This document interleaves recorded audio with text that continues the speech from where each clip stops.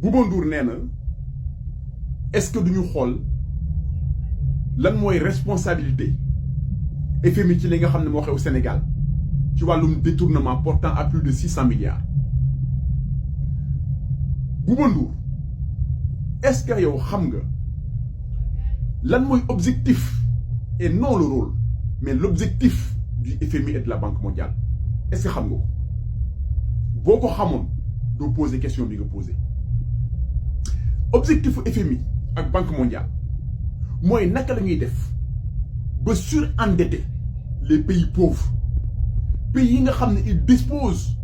de ressources naturelles naka la ñuy def ba surendetter leen dugal leen ci góote goo xam ne duñ ci mën a génn bu boobaa ñu imposer leen suñu volonté politique. ma jox la benn histoire boo xam ne dafa am par rapport au Mali. Mali dafa amoon son code minier mu nekkoon benn code minier boo xam ne dafa favorable woon gouvernement Mali dans les années 80 entreprise internationale yi multinationales yi xam ne maliens yi seen code minier bii ñu yor ñun même bu ñu demee ñun pour exploiter seen or ñoom lañ ciy am mu ëpp ñun lañ ciy am ñu jaaree ko ci banque mondiale ne gouvernement Mali comme yéen da ngeen am bor bu bari boo xam ne mënu leen ko fay il faut que ngeen changer seen code minier bu ko defee mu favorable entreprise yu mag yi ñoom ñu mën a ñëw seen dëkk exploiter seen ressources naturelles yi yéen tamit ngeen am ci dara mën a fay seen bor. Le Mali était contraint, était obligé de changer son code minier ba ñu ko changer ci la entreprise yu mag yu bari ñëw commencer exploiter li nga xam ne mooy seen ressources naturelles te maliens yi pratiquement ay weccet ay centimes lañ ci doon am loolu mooy rôle Banque mondiale FMI nit ki boo ko bëggee imposer sa volonté da nga koy endetter jusqu'au cou kon nga yaakaar ne FMI ñoom bu ñu gisee luubal yu mel noonu te am nañu ay experts yoo xam ne dañ koy xam nga yaakaar ne dañuy ñëw ne non Macky Sall bul luubal Macky Sall bul détourner waa APR bu leen sàcc déedéet dañ leen di bàyyi ngeen sàcc bàyyi leen ngeen luubal mu nekk benn complicité passive bu ko defee nag ñoom ñu ñëw ne dañ leen lebaloon xaalis mënu leen ñu fay nii ak nii ak nii ngeen di def te boobaa doo am choix dinaa la wax yow Bouba Ndour les véritables responsables de ce drame ñan la mooy vous la presse sénégalaise yéen yéenay les véritables responsables de ce drame financier ndax ba nga xamee ne le président Ousmane Sonko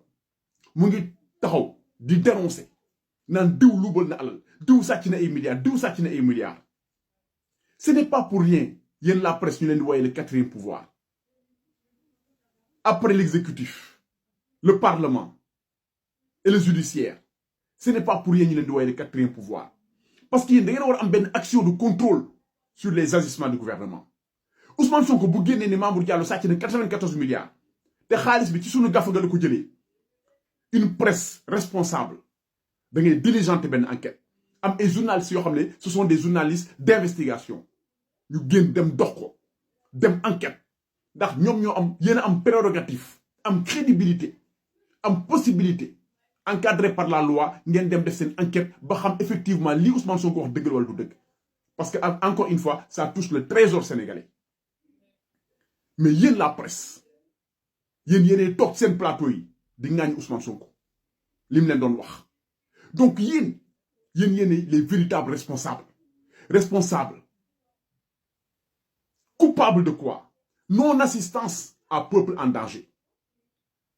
non-assistance à peuple en danger yéen dañ leen sax war a poursuivre ndax la ngeen waroon defu leen ko moom la Mayeni Jones BBC moom la ñëw def Sénégal dégg coowal pétrole mu def ci ay enquête ñëw wax sénégalais yi nii ak nii la demee diw ak diw ak diw ñoo sàcc seen alal ñoo lubal seen alal parce que yéen la presse sénégalaise vous n'avez pas eu le culot vous n'avez pas eu le courage de faire cette enquête là kon tey boo toogee fii tey naan nañu xool lan mooy responsabilité FMI man dama naan kii est-ce que xam na li muy wax FMI yoonam nekku ci FMI au contraire li mu bëgg mooy ngeen di luubal alal yi ngeen di jox bu ko defee ñu mun leen a xoj li ñu naan bor yi dañ ñoo xoj bu ko defee ñoom ñu mun leen a dicter li ngeen xam ne mooy seen volonté kon Sénégal askanu Sénégal dama ne ngeen yeewu xam ne gis ngeen cette presse là dañ ko war a assainir cette presse dañ ko war a effacer parce que musul nekk presse une véritable li ñu naan presse musu koo nekk c'est une presse partisane au-delà de quelques journalistes am na ci ñoo xam ne wax dëgg yàlla ñëpp xam nañ ne askan bi dañ fi nekkaloon et je n'aurais pas honte de le dire ku ci mel ni Walfadjri ku ci mel ni Walfadjri ku ci mel ni ñoom sëñ Saliou am na ci ay journalistes yoo xam ne dañu intègre ñoo xam ne Sénégal lañ fi nekkaloon te wane nañ Sénégal lañ fi nekkaloon ñooñu sax jàpp naa ne waroon nañ dem au delà de li nga xam ne ñu ngi ko doon dénoncé di ko wax mooy def ay investigation ci loo xam ne dañ ko dénoncé am na ñoo xam ne Ousmane Sonko maanaam dafa doon def liggéey bi ngeen waroon def Ousmane Sonko dafa doon def tegal leen ko sur un plateau yéen ngeen war a def investigation bi milliards yi ñu wax ci Mame Mbaye Niang presse bi waroon def investigation génne li nga xam ne mooy dëgg tegal ko askan bi ne mbir maa ngi nii kon tey bu ngeen fi toogee yow Bouba Ndour naan ay lan mooy responsabilité FMI dama ne dangaa yab sénégalais yi lan mooy seen responsabilité yéen la presse investigation yi ngeen waroon def yëpp lan moo tax defu leen ko yéen la presse te pourtant yéen ay quatrième pouvoir bi yéen bu ngeen joué woon seen rôle pleinement kon Sénégal tey du nekk ci guddi yu mel nii loolu laa ne woon naa ko expliquer sénégalais yi pour que ñu bàyyi xel ci ñi toog ci plateau